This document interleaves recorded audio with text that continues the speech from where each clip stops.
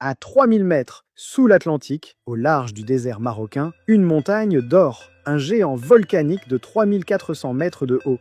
Mais ce n'est pas sa taille qui fascine le monde, c'est ce qu'il cache dans ses entrailles. Du cobalt, des quantités qui défient l'imagination, jusqu'à 50 fois les concentrations mondiales. Un trésor qui pourrait alimenter la révolution technologique du siècle ou déclencher une guerre silencieuse entre deux voisins. En 2020, le Maroc a tracé ses lignes.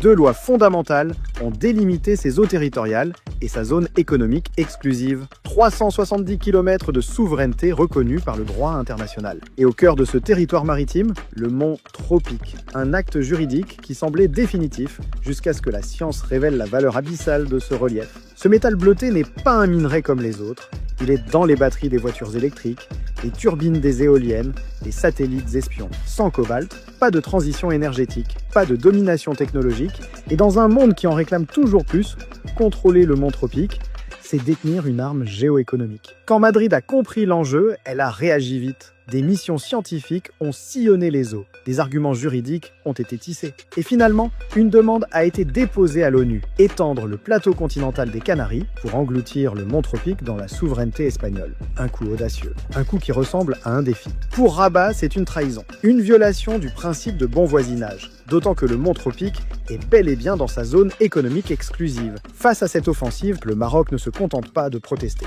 Il agit, des géologues cartographient les fonds marins, des ingénieurs préparent l'exploitation, et surtout, des géants mondiaux de la batterie débarquent, européens, chinois, américains. Tous attirés par la proximité du trésor et la stabilité marocaine.